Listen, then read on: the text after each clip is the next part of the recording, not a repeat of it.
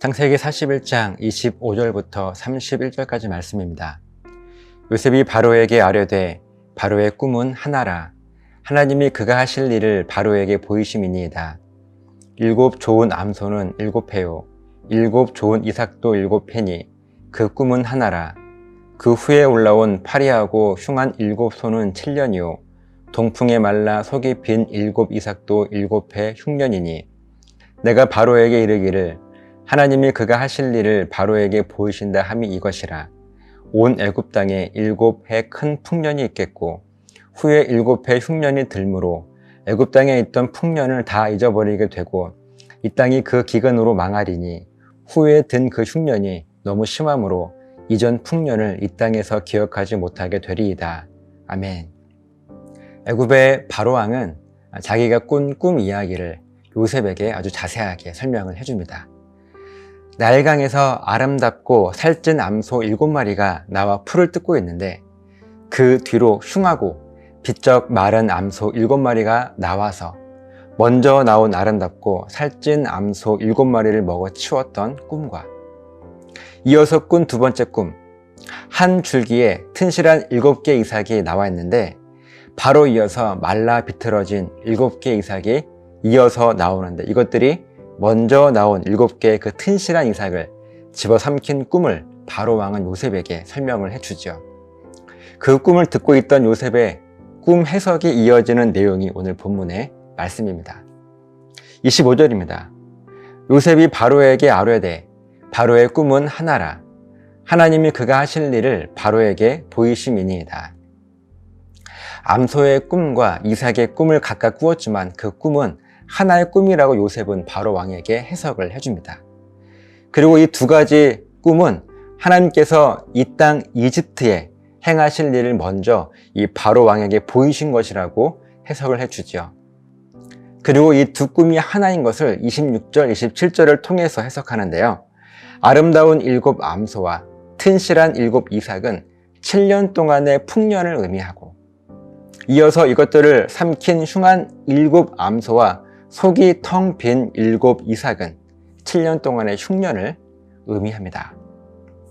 이어서 바로의 꿈은 하나님께서 이집트 땅에 하실 일을 먼저 바로 왕에게 보이셨다라고 하는 것을 29절부터 31절까지 말씀을 통해서 해석을 하는데요. 온 이집트 땅에 앞으로 7년 동안 큰 풍년이 있을 것인데 그 뒤로 이어지는 7년은 반대로 큰 흉년이 찾아온다는 것입니다. 그런데 그 7년의 흉년이 너무 고통스러워서 이전의 7년의 풍년을 다 잊을 정도의 흉년이 될 것이라는 하나님의 뜻이라고 요셉은 바로왕에게 해석을 하죠. 매일 신앙 고백하며 하나님을 예배하시는 여러분, 벌써 요셉은 세 사람의 꿈을 해석합니다. 아니, 오래전 요셉 자신이 꾼 꿈까지 포함한다면 네 사람의 꿈이죠. 요셉 자신과 바로왕의 술 맡은 관원장과 떡 굽는 관원장, 그리고 마지막으로 이집트의 왕 바로의 꿈을 요셉은 해석합니다.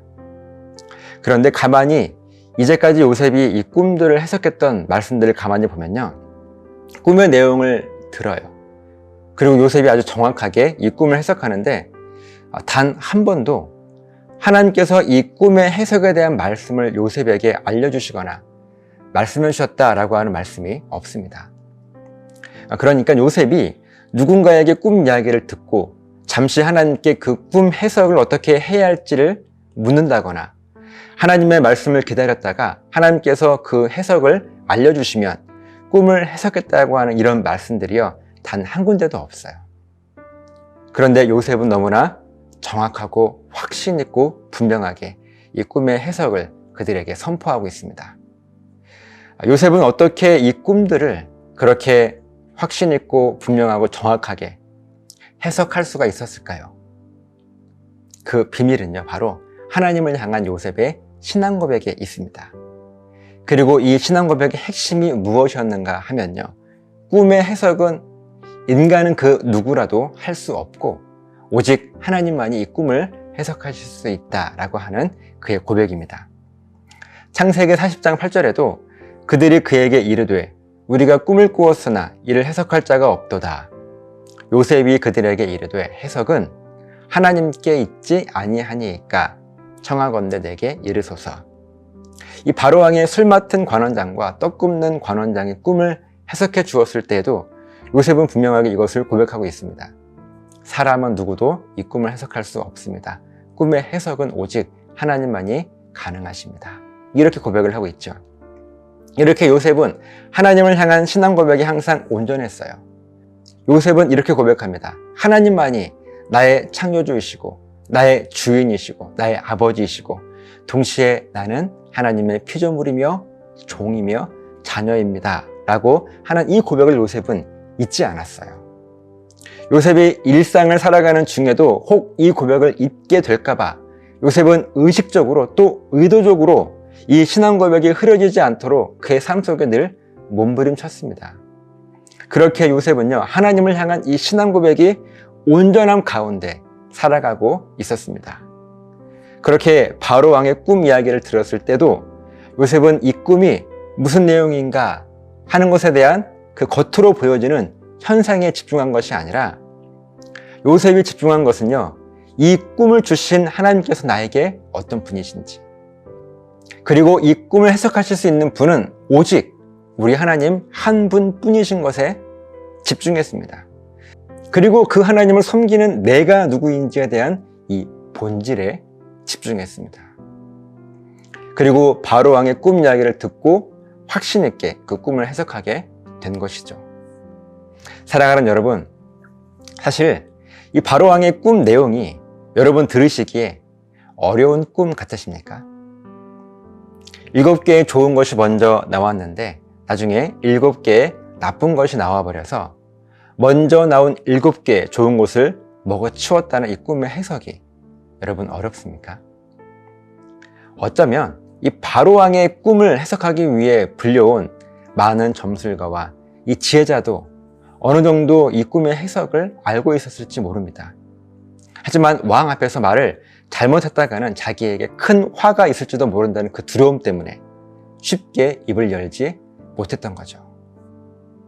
오늘날 우리들의 인생도 사실은 마찬가지입니다. 어쩌면 너무나 쉽게 우리의 삶 속에 일어나고 있는 이 일들을 우리가 바라보면서 하나님 앞에 내가 무엇을 어떻게 해야 할지, 또 하나님께서 나에게 원하시는 것이 무엇인지를 우리들은 이미 알고 있음에도 불구하고 혹시라도 일이 잘못되면 어떻게 하지? 라고 하는 걱정과 두려움에 사로잡힌 이 이집트의 점술가와 지혜자들처럼 확신을 갖지 못해서 주저하고 있는 우리들의 모습은 아닌지 여러분 자신을 한번 돌아보시기 바랍니다.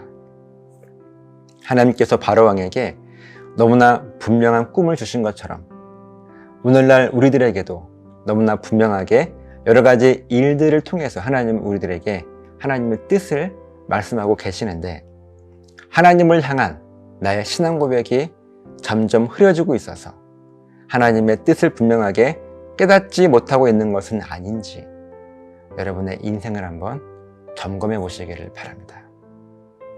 요셉은 하나님을 향한 신앙 고백의 그 확신을 가지고 담대하게 바로왕 앞에서 그 꿈을 해석했습니다. 하나님께서 어떤 분이신지를 확실하게 믿고 내가 어떤 존재인지를 확실하게 믿기에 그 하나님을 의지하여 세상 앞에 담대하게 하나님의 말씀과 그 뜻을 선포할 수 있었던 요셉이었습니다. 저와 여러분들에게 이 요셉과 같은 담대한 믿음이 있었으면 좋겠습니다. 그래서 세상 앞에서 흔들리거나 불안해하거나 두려워하는 그런 모습이 아니라 하나님의 사람으로서의 당당함으로 이 세상을 능히 이기며 살아가는 삶을 살아갈 수 있게 되시기를 예수님의 이름으로 간절하게 부탁을 드립니다. 기도하시겠습니다. 살아계신 하나님, 감사합니다. 하나님의 은혜로 오늘도 우리들은 살아가고 있습니다. 하나님의 그 은혜를 우리가 알고 있음에도 불구하고 세상 앞에 우리가 느끼는 두려움과 그 불확실함 가운데 우리가 우리들의 믿음을 이 세상 가운데 담대하게 선포하지 못하고 있음을 바라보게 됩니다. 하나님, 하나님을 향한 신앙 고백이 온전해질 수 있도록 다시 한번 우리들의 믿음을 점검하게 하시고 오늘 이 요셉과 같이 우리들의 삶 가운데 세상을 향한 담대한 선포와 외침이 우리 가운데 있도록 도와주시옵소서. 감사드리며 축복하며 예수님 이름으로 기도드리옵나이다. 아멘.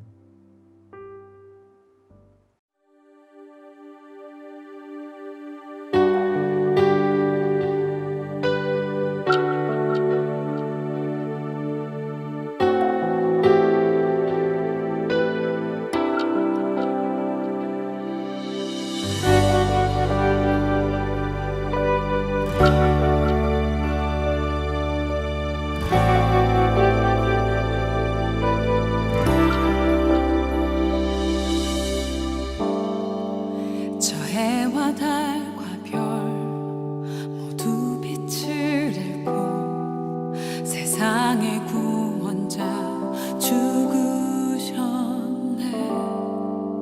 십자가에 달려 보혈을 흘리셨네. 모든 저주 그가 지셨네.